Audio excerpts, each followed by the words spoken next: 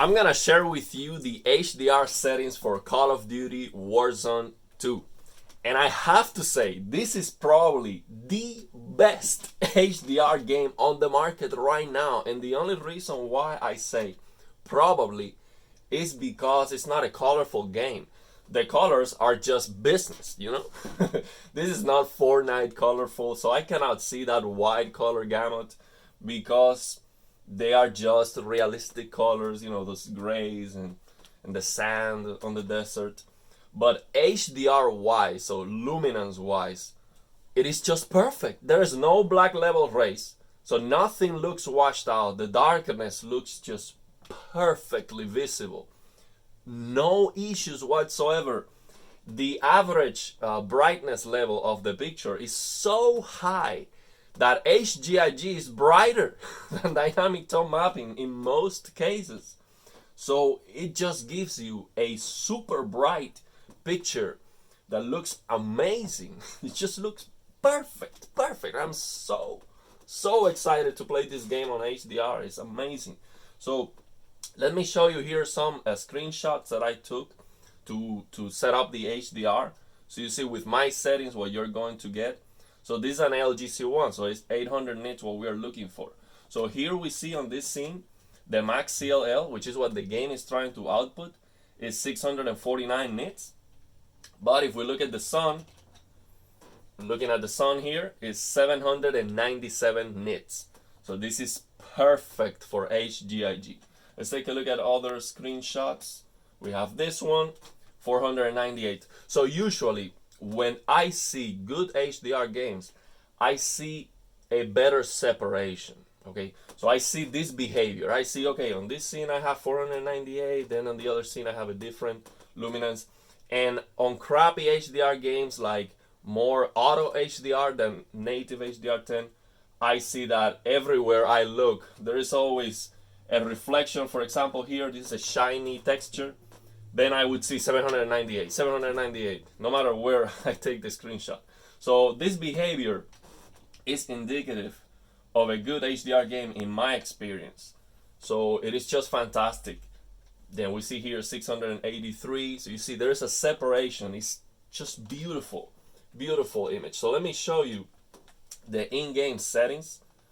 So we come here to HDR calibration and we have HDR brightness, which is on 1, and then we have the HDR calibration. So basically this HDR brightness is allowing you to reduce the average brightness of the game, basically, and it's going to damage the picture quality. I would not recommend you to touch this, but if you're playing this game all day, every day, maybe lower it a little bit so you save your eyes. So what we're gonna do here on the first screen, it's just 0. This is 0. This is an OLED TV. We want this to be 0, and it's still, this says barely visible, and I can barely see it. So that's perfect. So we come to the next screen, and here it's telling you adjust the scale until the logo is barely visible, and that is exactly what you have to do. Exactly. You use HDIG on your TV, so you have to be, so you see this logo clipping correctly. You come here on game optimizer mode, brightness, and you're gonna use HDIG, HDR tone mapping, HDIG, and that's the only way you're gonna see that logo clipping in the right point, which is 0.73. And let me show you the colors here. Now that we are here, just 55 auto detect, warm 50. That's the settings. Absolutely fantastic. Just click continue.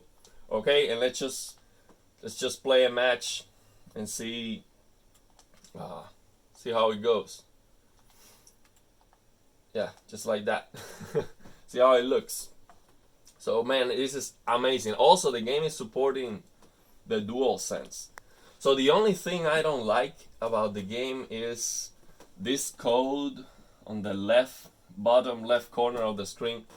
But two things, it is not bright. So it's not like Genshin Impact, super bright UI all the time, same number.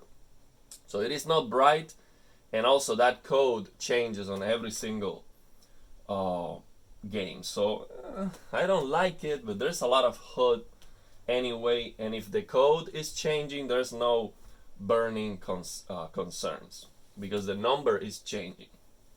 Especially if you're playing this game, this is all you play, it would be a concern. If it was the same number, super bright all the time, it would be a deal breaker. But in this case, it is not bright and the code is changing, so there's no burning concerns. And the other thing is that playing this game on HDR on this OLED TV, there's no penalty on the input lag. Usually on LCDs, when you use HDR, there is a penalty on the input lag. Not here. So the input lag on HDR is fantastic. I was playing yesterday with my mouse just to try it out, and man, it was feeling like cheating. It's so responsive. Just amazing. But I like the controller, especially because it is supporting the DualSense, the haptic feedback, and the adaptive trigger. So when I shoot, it jumps, and I like that a lot. So you see here the average brightness of the picture is so bright. Actually, if I change to dynamic tone mapping, this guy trying to punch me. If I change to dynamic tone mapping here, let me show you. It might be dimmer. Let's see. Bro, just get out of the way. Well, now it's brighter, but when I was dropping, sometimes it's dimmer than HDIG. When I was dropping on the airplane, dynamic tone mapping was dimmer. So basically, HDIG is for sure the best picture, and it is so bright. Let me show you a different angle maybe. So you see that sometimes HDIG is brighter than dynamic tone mapping here.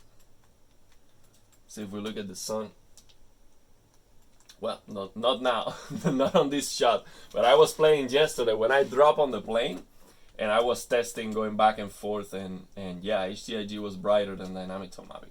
But it doesn't matter. HDR is not about what option is the brightest overall, but you know, which one looks the best, and this one looks the best, and it's so bright. And especially when you go to the interior places or you go to the darkness, it is awesome, man. Awesome. No black level rays, so I'm not using any fine-tuned dark areas here at all. It is not necessary to lower that. So we come here, fine-tuned dark areas, nothing, just G-Sync. And this guy just wants to be on my face. So yeah, awesome, man. I really like this. Yeah, the adaptive trigger. It's just amazing. I like that a lot. So yeah, and now we have easy, easy AI to play against. So yeah, let me know if you have any questions. If you have a different TV, take a screenshot. What I do is I open the game bar, so Windows G, and take a screenshot here. Just come here, capture, and you click here, boom, you take a screenshot, and then you open that a screenshot with the HDR WCG image viewer app. That's the name of the app. So you just open that with the app, and you just look at the max CLL to set up your HDR in case you have a different TV. You have a G2, for example, it's 1000 nits. You have to make sure that the settings you set up on the game are giving you max CLL 1000 nits, or 1026, something like that, for it to be correct. So yeah, let me know if you have any questions. I'm very, very happy with this. You see the darkness, it's just dark, no problem whatsoever, no black level rays. It is just a beautiful picture. And also you can play, I might do a separate video showing you the in-game settings, and showing you some black frame insertion, if it's worth it, if it works very good for competitive gaming or not. What about the input lag, bro? People are so concerned about input lag, and there's no problem with that.